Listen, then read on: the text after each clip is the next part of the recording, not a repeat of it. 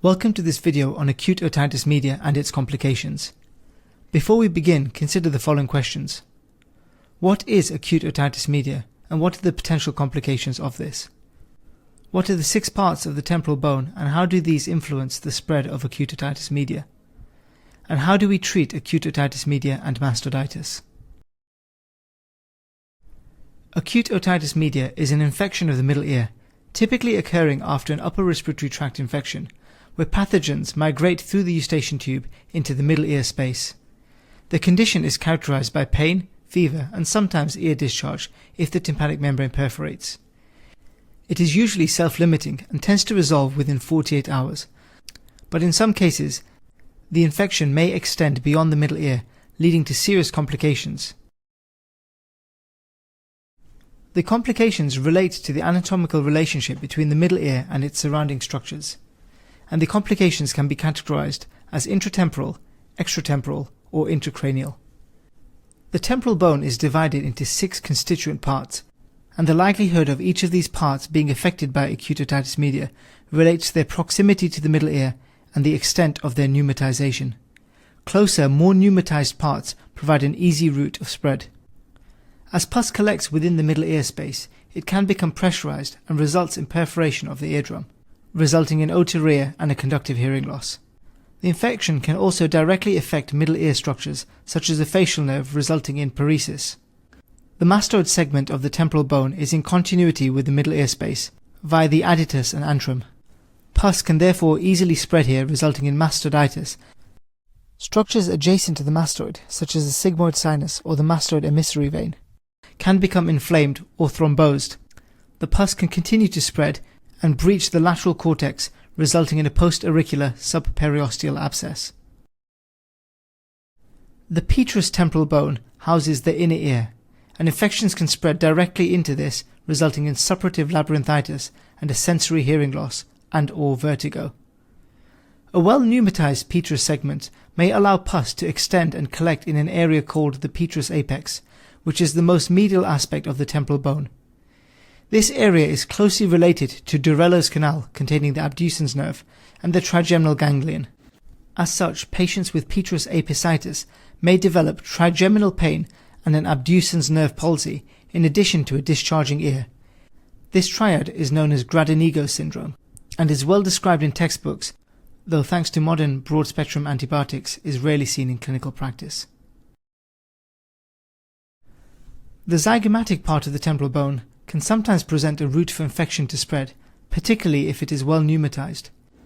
In such cases, the infection can spread and form an abscess at the root of the zygoma, and from here the pus may also track underneath the temporalis muscle, resulting in a lux abscess.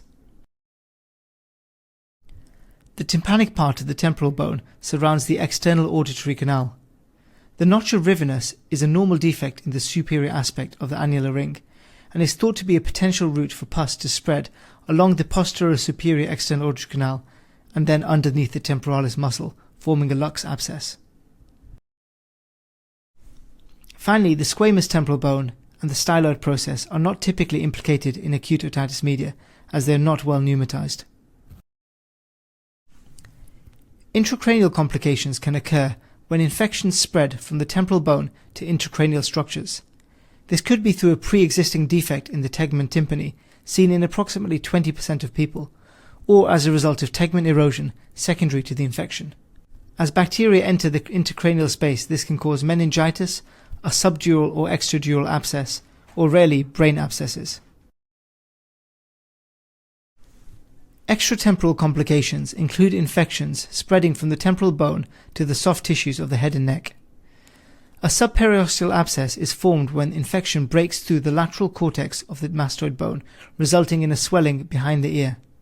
Where the mastoid part of the temporal bone is pneumatized all the way to the mastoid tip, the pus can track along the muscles attaching to the tip, resulting in deep neck space abscesses. Where the abscess collects along the border of the sternocleidomastoid, this is called a Bezold's abscess, and where it collects along the posterior belly of the digastric, this is called a Sitelli abscess. In the majority of cases, acute otitis media resolves spontaneously, particularly in children with viral infections. Supportive treatment includes pain management with paracetamol or ibuprofen and ensuring adequate hydration. Antibiotics can be prescribed for more severe cases, especially where symptoms persist beyond 48 to 72 hours, or with systemic upset.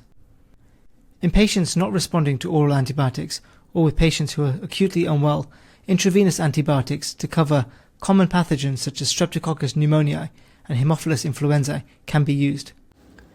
A CT scan can be helpful where there are signs of severe infection such as neurological compromise, systemic upset, complications of acute otitis media, or failure to respond to intravenous antibiotics.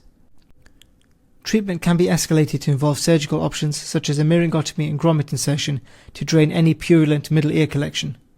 This can be combined with a cortical mastodectomy to release any collection of pus and to debride infected bone, as demonstrated in the video linked above. I hope you found this video to be useful. I'd be grateful for your feedback in the comment section below, and let us know what you'd like us to cover next.